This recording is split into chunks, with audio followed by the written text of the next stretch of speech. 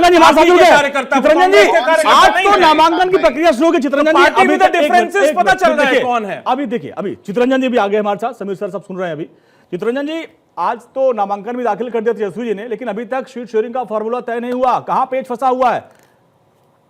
अंजलि जी, कहीं पेच नहीं फंसा हुआ है, सीट शेयरिंग सब हो चुका है।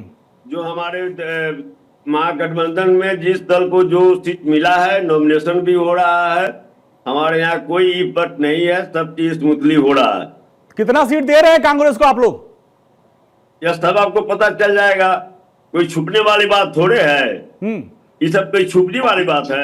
अब ऐसा हम लोग नहीं ना करते हैं। गठबंधन में चित्ररंजन जी, आपके गठबंधन में सीएम फेस कौन है? नहीं करते हैं कि घोषणा कर दिए कि हाँ साहब इतना सीट 101 नामांकन, पहले दौर के नामांकन की प्रक्रिया शुरू हो चुकी है, अब तो आखिरी दौर में भी आ गई है। कब तक करेंगे नाम का ऐलान? घोषणा करके जो सीट फुटा हुआ देख रहे हैं ना एनडीए में क्या हाल है। वहाँ घोषणा लोग कर दिया कि हाँ साहब 101 101 29 6 अब उसके बाद जो देख रहे हैं, अभी आपने क्यों नहीं किया? किसी से घबराए हुए हैं क्या? आनंद जी पकड़ के ले गए दिल्ली।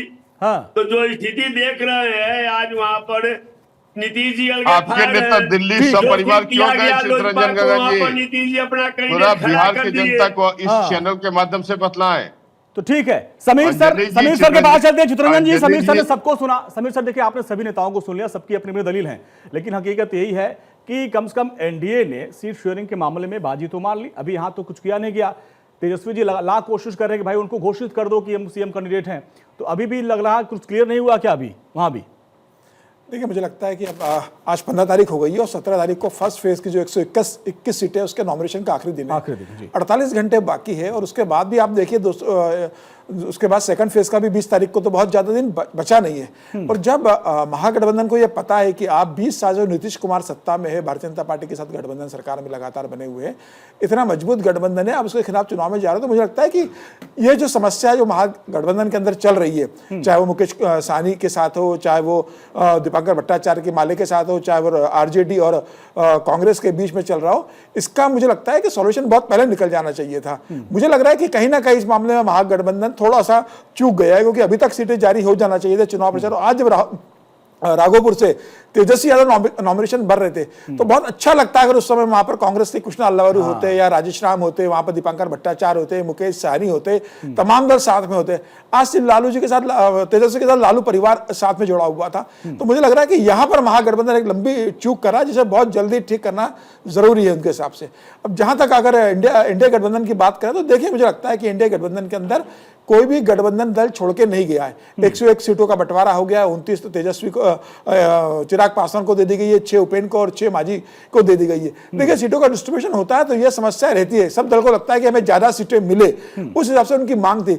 लेकिन अब जब अंत भला तो सब भला, आज उनके भी डिस्ट्रीब्यूशन का मामला निपट गया है, नॉमिनेशन शुरू हो गया है, भारतीय जनता पार्टी की दूसरी सूची आ गई है, चिराग पासवान ने कर दी, सबने अपने उम्मीदवार जारी करते हैं, जेडीयू ने भी जारी कर दिए। मुझे लग रहा है कि जब आपके सामने इतनी कठिन चुनौती है, जहां प्रधानमंत्री मोदी जैसा चेहरा आपके सामने है, जहां पर नीतीश कुमार जैसा लोकप्रिय सीएम आपके सामने है, और आपको जब उनको सत्ता से बेदखल करने की कोशिश करना है, तो मुझे लगता है कि ये सब जो परेशानियां है महागठबंधन की, ये पहले सॉल्व हो जाती तो मुझे लगता है कार्यकर्ताओं में ज्यादा उत्साह आता और फाइट करने के लिए भी मुझे लगता रहता है। अब अभी तक आप उम्मीदवार तय नहीं कर पाए हो, कल उम्मीदवार नॉमिनेशन कब भरेंगे, कल और परसों में भरेंगे, तुमको कितना समय मिलता है, फिर उन सीटों पर क्या विरोध होता है। मुझे लग रहा है ये बड़ी समस्या है जो जिससे महागठबंधन अभी फेस कर रहा है। अभी अगर महागठबंधन इन सब चीजों से निपट कर फेस करेगा तो मुझे लगता है अच्छी लड़ाई देखने को मिलेगी। लेकिन फिलहाल मुझे लगता है कि जिस तरीके से सीटों का डिस्ट्रीब्यूशन हुआ है, फिलहाल आज की तारीख में एनडीए का पलड़ा मुझे भारी नजर आ रहा है। ईशान भाई, देखिए अभी क्या है कि 6 तारीख को चुनाव होना है, 2 दिन बाद जो है नामांकन की आखिरी डेट। अभी आप कह रहे हैं कि हमारे अध्यक्ष जी पहुंचे हैं, कल वो फिर ऐलान करेंगे। जब कल वो ऐलान करेंगे, इसके बाद कब नामांकन होगा, कब वो प्रचार करने का मौका मिलेगा? तो आप तो पिछड़ रहे हैं, इसमें पेज तो फंसा हुआ है। आज जैसा कि समीर सर ने कहा, तेजस्वी यादव गए, वाकई अगर गठबंधन के साथी उनके साथ गए होते तो एक मनोबल बढ़ता।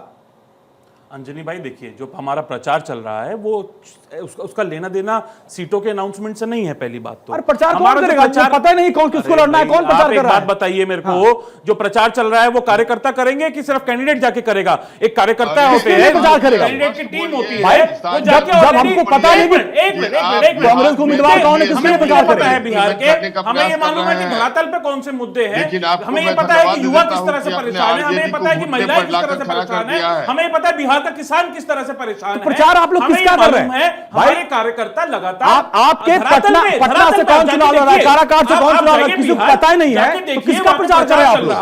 प्रचार नहीं रुका है अभी तक, प्रचार चल रहा है। और सुनिए मेरी बात, मुझे नहीं पता यहाँ पे कितने लोग चुनाव लड़ चुके हैं।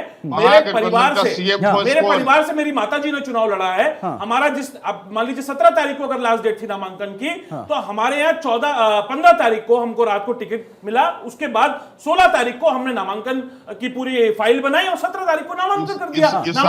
यही तो हो रहा है कि भाई पेच फंसा आपके यहाँ, नहीं है आपके यहाँ चीजें क्लियर नहीं हो पा रही। इसका मतलब कैंडिडेट है वो फॉर्म लेके, वो फॉर्म लेने के बाद वो फॉर्म भर चुके हैं, जैसे उनको सिंबल अलॉट होगा जाके सिंबल सबमिट करके आएंगे, बस इतनी सी पेज कहां फंसा हुआ है? लेकिन आपको ये नहीं दिखता है कि जेडीयू 4 सीट ऐसी है, आपके अभी आप ही बता रहे थे कि चिराग पासवान उस पे अपने कैंडिडेट देते हैं, जेडीयू भी उस पे अपने कैंडिडेट देती है, नहीं दिया। उसके बाद चिराग ने दिया भी नहीं। आप कह रहे हैं कि आप चुनाव प्रचार कर रहे हैं, ईशान भाई आप कह रहे हैं कि चुनाव प्रचार कर रहे हैं, किसका प्रचार हो रहा है? प्रत्यक्ष प्रमाण की जरूरत होती है। अगर उपेंद्र कुशवाहा आके मीडिया के सामने कह रहे हैं all is not well this time in NDA, तो इसमें क्या आपको सवाल मुझसे पूछना चाहिए कि सिद्धार्थ यादव से पूछना चाहिए कि परिमल कुमार से पूछना चाहिए? अब तो बात हो गई दिल्ली में, ऑल इज वेल, अब तो दिल्ली में बात हो गई। लेकिन आप बताइए, आपने तेजस्वी यादव को सीएम फेस घोषित कर दिया। एक मिनट, अब सीएम फेस की बात करते हैं, सीएम फेस की बात करते हैं।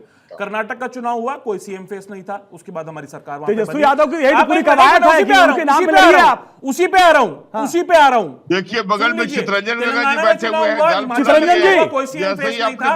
चितरंजन जी, तेजस्वी जी बताने कोशिश कर रहे थे कि उनके नाम पर एक बात आपके चैनल के माध्यम से बोल देता हूं, एक बात आपके चैनल के माध्यम से बोल देता बनाया जाए आरजेडी और आप उनके तेजस्वी यादव जी के नेतृत्व में और राहुल गांधी के मजबूरी नेतृत्व में में तेजस्वी बिहार जी का ने चुनाव स्वयं लड़ रहे हैं। अरे परिमल जी सुन लीजिए एक बार, आप चितरंजन ठीक है, क्योंकि हमको ब्रेक लेना है, ईशान भाई ब्रेक लेना है, हमको ब्रेक लेना है, ईशान भाई ब्रेक नहीं, ईशान भाई ब्रेक लेना है। एक मिनट, चितरंजन जी क्या सीएम के उम्मीदवार पर सहमति बन गई? लेकिन यहाँ तो अभी गोल गोल घुमा रहे हैं कांग्रेस के प्रवक्ता। एक मिनट सुनिए, चितरंजन जी बोलिए, चितरंजन जी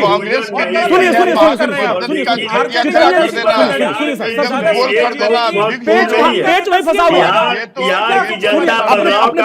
चितरंजन जी बोलिए, चितरंजन जी बोलिए। तेजस्वी यादव मुख्यमंत्री बने, इसमें कहीं इपट नहीं है। बिहार की जनता या जो भारत का बच्चा जानता है कि लालू प्रसाद यादव को चारा चोर कहा जाता था, और अब बिहार का बच्चा जान रहा है। चितरंजन जी, क्या कांग्रेस से सहमति बन पाई? 10 नवंबर को जब कांग्रेस से आपके पार्टनर ने घोषित कर दिया कि वही हमारे सीएम फेस होंगे, महागठबंधन चुनाव लड़ेगी। 243 सीट पर जो भी लड़ेगा फेस पर